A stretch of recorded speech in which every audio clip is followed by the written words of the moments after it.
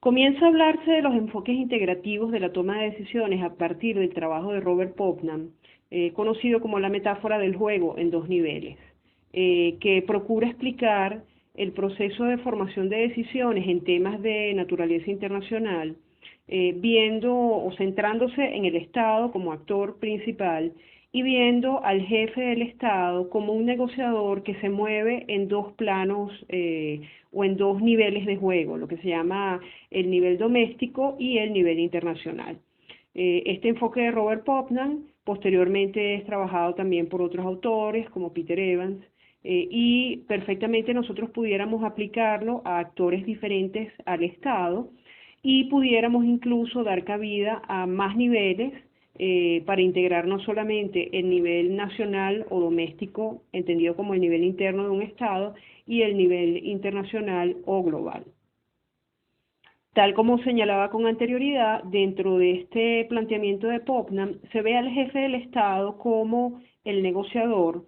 que se mueve en dos tableros de juego. Uno tiene que ver con el nivel internacional, es decir, las relaciones entre distintos estados, todos los factores internacionales que pueden influir en una negociación en temas internacionales o globales.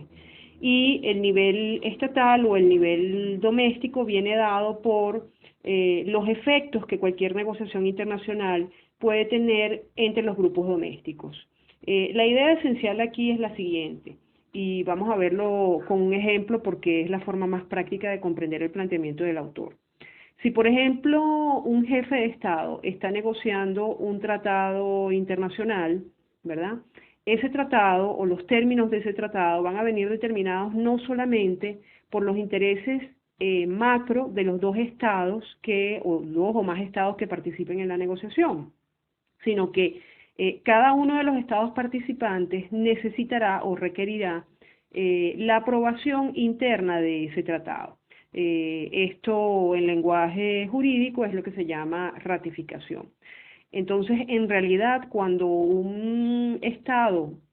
a través de su jefe de Estado o de sus negociadores, está negociando un tratado internacional, esa negociación se desarrolla en dos ámbitos simultáneamente. La negociación de cara al otro Estado u otros Estados que están participando en la elaboración de ese tratado y la negociación interna que tiene que ver con todos los acuerdos que es preciso alcanzar con los jugadores domésticos, con los actores internos a ese Estado que se van a ver afectados por la aplicación o la puesta en ejecución de ese tratado internacional. Este es el esquema esencial, tal como lo plantea Putnam, pero perfectamente nosotros lo podríamos aplicar a otro tipo de actores internacionales. Si una empresa transnacional está negociando, por ejemplo, acuerdos de sinergia con otra empresa, por supuesto que los términos de ese acuerdo van a ser de interés para cada uno de los trabajadores de esa empresa A que está negociando con B, ¿verdad? Entonces, la empresa A no solamente va a estar en una negociación con la empresa B, sino que va a tener un proceso de negociación a lo interno, dado que cualquier acuerdo que establezca con otra entidad de su misma naturaleza, de una u otra forma va a repercutir en sus propios trabajadores. Es a partir de este concepto o de esta idea general del juego en dos niveles que el autor hace referencia a lo que técnicamente se denominaría como zona de acuerdo posible. La zona de acuerdo posible viene a ser como todo aquel espacio, todo aquel conjunto de opciones de acuerdo que serían aceptables, que se podrían, digamos, materializar, dada esa combinación particular de intereses ubicados en el plano internacional global e intereses ubicados en el plano doméstico o local o interno del actor que estemos considerando, ¿no? Es a partir entonces de esta idea que el autor, Robert Putnam, nos plantea las distintas estrategias que los negociadores pueden emplear para ampliar o manipular, porque puede ser también para disminuir la zona de acuerdo posible, de forma tal de propiciar que una negociación llegue a un feliz término. Por ejemplo, una de esas estrategias viene dada por achicar la zona de acuerdo posible a través de la aplicación de lo que se conoce como la estrategia de atarse de manos o tying hands en inglés, ¿no? ¿En qué consiste esto? Esto consiste en que en el plano internacional, por ejemplo, un negociador o jefe de Estado le plantea a su contraparte en la negociación que su rango de opciones aceptables a lo interno es muy limitado, que se encuentra atado de manos por los intereses y las exigencias a las que está sometido en el plano doméstico. Es una manera de decirle a su contraparte a nivel internacional que no son muchas las opciones entre las cuales se puede mover, puesto que sus constituencies, que es el nombre que se utiliza en inglés, o sus audiencias internas, sus grupos domésticos, solo aceptarían cierto tipo de acuerdos, ¿no? En el trabajo de Popnan, esto es presentado a través de un ejemplo concreto, haciendo referencia a las negociaciones entre el gobierno de Panamá y el gobierno de los Estados Unidos, cuando se iba a devolver a Panamá el canal de Panamá. El gobierno de entonces de Panamá, que estaba encabezado por el general Torrijos, prácticamente le hizo ver a los Estados Unidos que solamente cierto tipo de acuerdos para llevar a cabo esa devolución serían aceptables para la población panameña. Solamente un rango muy limitado de términos del acuerdo podrían ser ratificados internamente en Panamá. ¿Qué fue lo que quiso hacer Panamá con la aplicación de esta táctica, ¿no? Prácticamente obligar a los Estados Unidos a aceptar sus propios términos, diciéndole que era eso o nada prácticamente, ¿no? Entonces la estrategia de atarse de manos consiste en disminuir la zona de acuerdo posibles, que recordemos es el rango de acuerdos que serían aceptables para las partes de una negociación. Una de ellas lo disminuye deliberadamente con la intención de alguna forma obligar a sus contrapartes en la negociación a aceptar términos que les sean mucho más favorables. Pero por supuesto, cabe utilizar la opción contraria, que es tratar de ampliar la zona de acuerdo posible, es decir, tratar de ampliar el conjunto de términos que serían aceptables en el marco de una negociación internacional y en el marco de una negociación doméstica. Esto se puede hacer, por ejemplo, estableciendo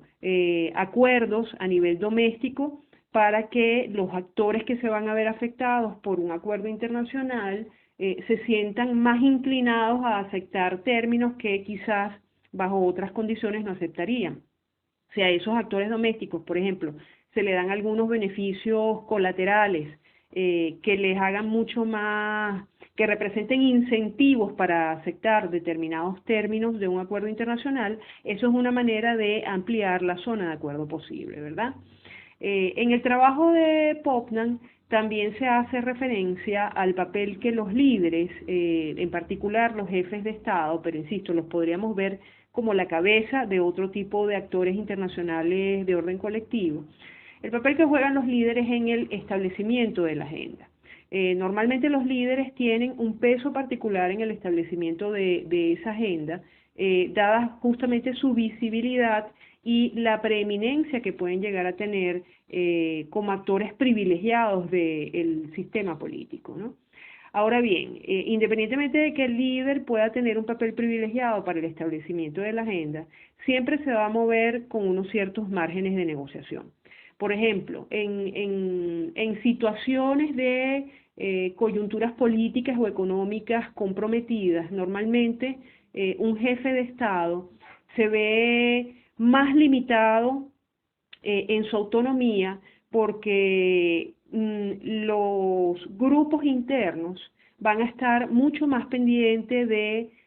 los términos de negociación que se pudieran establecer a nivel internacional de cara a que esos términos no sean desfavorables a esos grupos domésticos, ¿verdad? Entonces, en situaciones comprometidas, a nivel político o a nivel económico, un jefe de Estado puede tener que plegarse mucho más a los intereses que están presentes dentro de su escenario doméstico, y eso constriñe de alguna manera la autonomía con la cual pudiera moverse en el plano internacional. Popnan hace referencia también al grado de autonomía con el cual cuentan dos tipos de negociadores, los llamados negociadores halcón o negociadores paloma, que son dos estilos de negociación distinta. El negociador halcón es el negociador que ve a su contraparte prácticamente como un adversario, casi que un enemigo. Es el negociador que incluso se siente inclinado a emplear la amenaza como una estrategia como una táctica, perdón, de negociación. Es el negociador que es agresivo en y tremendamente proactivo, pero más que proactivo, agresivo en su comportamiento negociador. El negociador paloma sería todo lo contrario, es aquel que puede llegar a ser complaciente, que no ve a su contraparte como un enemigo, sino que prácticamente lo ve como un aliado, que incluso se puede llegar a sentir inclinado a ceder en una negociación con tal de lograr un acuerdo, ¿no? En principio, uno tendería a pensar que los negociadores halcón van a obtener mejores resultados que los negociadores paloma, pero esto no es así, porque los negociadores halcón, irónicamente, en determinados momentos pueden verse muy constreñidos en su autonomía. ¿En qué sentido? Un negociador que tiene un comportamiento muy agresivo, como es el caso del negociador halcón, un negociador que, por ejemplo, emplea una amenaza, justamente la paradoja de las amenazas es que si la amenaza no se cumple, el negociador, el que profirió la amenaza, pierde credibilidad. Entonces el negociador halcón, por ejemplo, si profiere una amenaza, va a tener que cumplirla, porque si no sus seguidores domésticos de alguna manera le van a restar legitimidad, ¿verdad? O el negociador halcón, una vez que plantea una propuesta, le va a ser mucho más difícil retractarse de esa propuesta o echarse para atrás, porque eso le va a hacer perder credibilidad frente a sus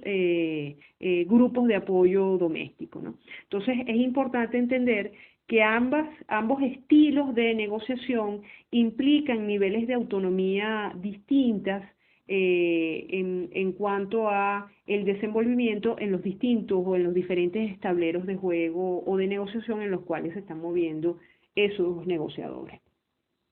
Otra manera de influir de alguna manera o de jugar con esos diferentes niveles de negociación que se pueden dar en una negociación que involucra temas internacionales, tiene que ver con la incertidumbre y el manejo de la información. En tanto, por ejemplo, que los términos de un acuerdo pudieran no ser del todo claros por su contenido técnico, por ejemplo. Para los grupos domésticos de un jefe de Estado o un negociador del Estado, esto en determinados momentos pudiera ser ventajoso para que ese negociador alcance un acuerdo a nivel internacional. Justamente tiende a pasar que en acuerdos que tienen un fuerte contenido técnico, los grupos domésticos suelen mostrar poco interés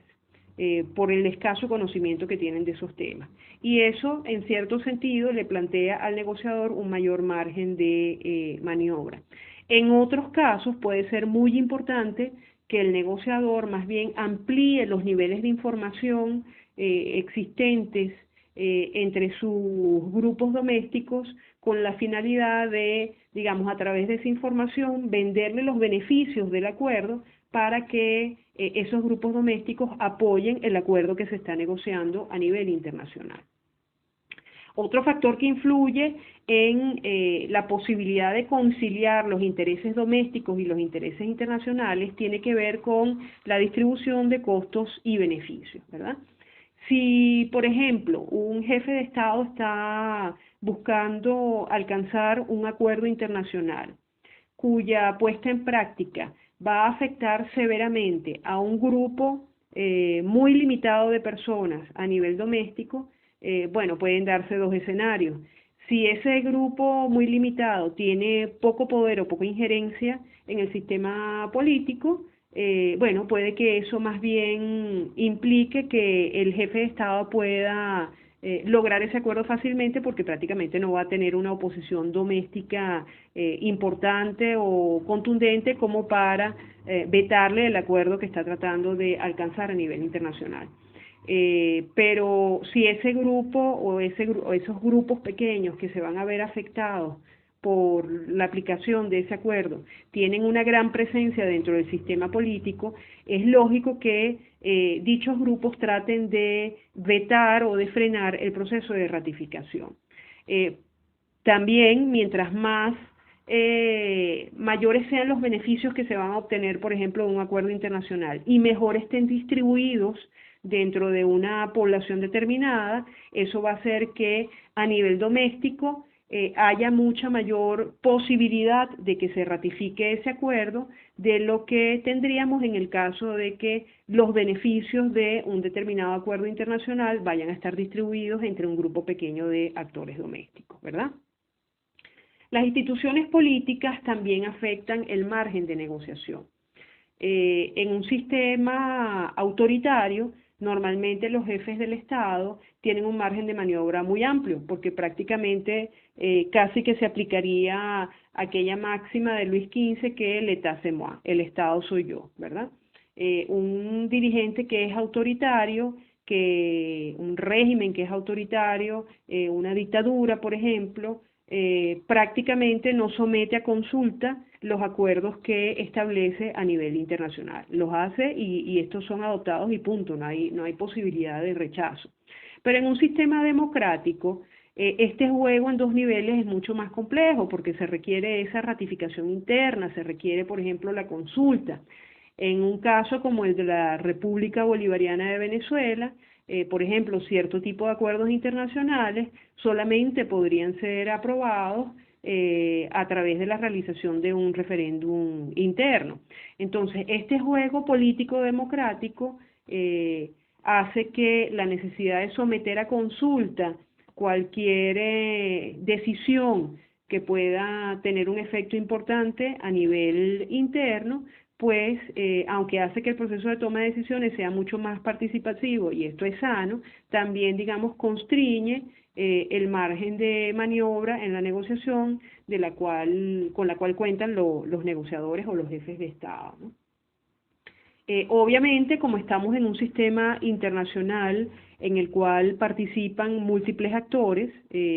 no solamente tenemos las presiones a favor o en contra de un acuerdo que se pueden ejercer por un Estado que es contraparte en una negociación o por los grupos domésticos, sino que también hay actores transnacionales que de alguna manera se verán interesados en ese acuerdo.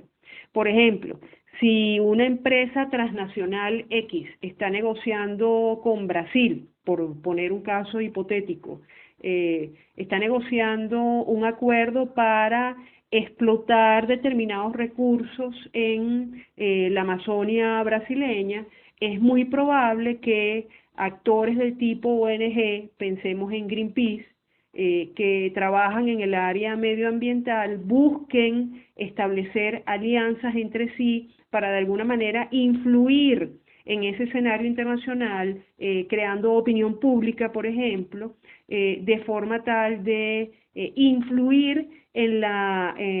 o incidir en los términos de esa negociación que en principio estaba planteada entre una empresa y un Estado, ¿verdad? Pero por supuesto ellos quieren, a través de esa influencia, de ese impacto en la opinión pública, de alguna manera obligar a Brasil y a la empresa transnacional X a acordar términos que sean mucho más benignos con el medio ambiente. Finalmente, un aspecto que toca el autor tiene que ver con lo que en lenguaje técnico de la negociación se conoce como issue linkages. Esto es, traducido en sentido grueso, las conexiones temáticas o las conexiones en cuanto a problemas, a temas de interés internacional. Una manera de manipular o de incidir en la zona de acuerdo posible tiene que ver con estas conexiones temáticas, ¿no? Por ejemplo, supongamos que un jefe de Estado está negociando, el jefe de Estado del Estado A está negociando un acuerdo con el jefe de Estado de un Estado B. En principio, los términos de ese acuerdo quizás no son los más aceptables para la población de A, pero si por ejemplo el Estado B le aporta al Estado A ciertas concesiones en otros temas que sean relevantes para la población de A, más allá de los temas centrales que forman parte de esa negociación original, esto sería una manera de favorecer que se logre un acuerdo. Vamos a verlo con un ejemplo práctico. Supongamos que el Estado A y el B están negociando un acuerdo de cooperación internacional que implica cooperación técnica, ¿ok? Y esa cooperación técnica supone para el Estado A adquirir importantes compromisos financieros. Bueno, una manera en que se pudiera favorecer que la población del Estado A acepte que su Estado adquiera importantes compromisos financieros que probablemente van a repercutir en un aumento de los impuestos a nivel doméstico, podría ser que el Estado B, como parte de ese acuerdo de cooperación, dé apoyo para la protección del medio ambiente en el Estado A. Si para la población de A la protección del medio ambiente es un tema importante, esto sería un incentivo, como un beneficio que se le podría dar a la población de A para que éste acepte esos compromisos financieros importantes que su Estado va a contraer con el Estado B, ¿verdad? Entonces, conectando distintos temas que tienen diferente importancia para los variados o múltiples actores que intervienen en una negociación, es posible, digamos, establecer acuerdos que terminen siendo mutuamente beneficiosos. Finalmente, bueno, destacar nuevamente que aunque Putnam plantea su esquema original pensando en dos niveles, dos tableros de juego, el doméstico y el global o internacional, hoy en día pudiéramos perfectamente hablar de que hay negociaciones en múltiples niveles. Cualquier actor que esté participando en un proceso de decisión interdependiente y colectiva, normalmente va a tener que considerar los efectos que aceptar determinada negociación le va a acarrear a nivel global, a nivel doméstico, a nivel local e incluso a nivel de ciertos grupos concretos, ¿verdad? Pensando en los grupos como uno de los niveles de análisis que nosotros hemos venido trabajando en este curso de decisiones interdependientes y colectivas. Entonces, en síntesis, lo esencial del planteamiento de Robert Putnam es que hoy en día, cuando se negocia en el plano internacional, siempre hay distintos niveles de análisis, siempre hay distintos niveles de juego que están involucrados. Siempre una negociación va mucho más allá de dos actores que en principio pudieran estar tratando de lograr un acuerdo, porque esos actores están sujetos a multiplicidad de intereses que están asentados en distintos niveles de análisis que ellos van a tener que considerar